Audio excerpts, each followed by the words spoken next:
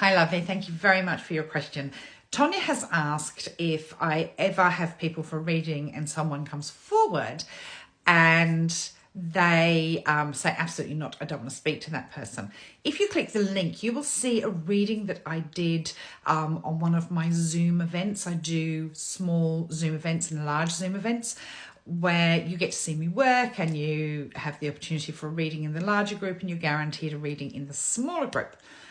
But the person that stepped forward for the lovely person having the reading was actually an old school friend that had passed away and wanted, sort of hijacked the reading a little bit and wanted to get a message to his wife.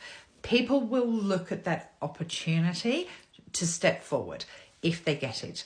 So the guarantee of it being a parent, a grandparent, etc. is never there.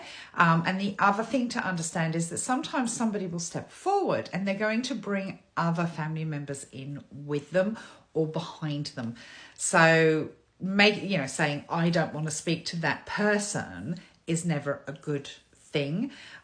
People that pass over or on the other side have lost that ego sense. So sometimes we get people coming through and apologising, etc. But nobody ever comes through with the hate or discourse that they've had in their living years.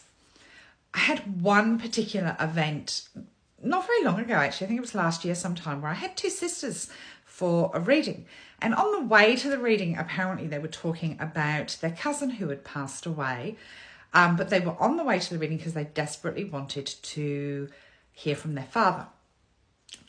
We've sat down for the reading and I've talked about a lady coming through. She passed from breast cancer, gave them names, etc. And they said, well, no, we don't want to talk to her. We want our father. And this was their cousin.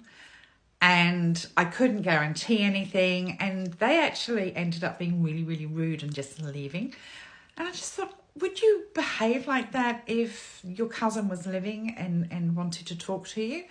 It was quite disconcerting. I always offer a 5-minute guarantee. So the first 5 minutes of a reading with me is around knowing that we have a connection, but that's not necessarily a guarantee as to who I am going to bring into a reading for you.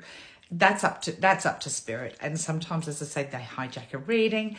It can be I've had in-laws come through. I've had, as I said, school friends, as you can see from that reading if you follow the link. All sorts of people step forward and everyone is always delighted to hear from them. My job is to give you evidence of the afterlife and connect you with your loved ones that have passed over, but I can't guarantee exactly who's going to step forward.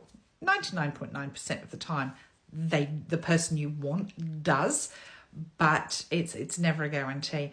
But no, I've only ever had that one occasion, and that's in 20 years where someone's gone, no, that's not who we want to speak to, but it was still a family member. It was their cousin, and they were talking about their cousin on the way to the reading. So you can't please everyone, as I have realised lately. But most of the time, people are just really, really grateful to have that proof and the connection. So thank you for your question, though. It's always really interesting to be able to answer questions like this. Cheers.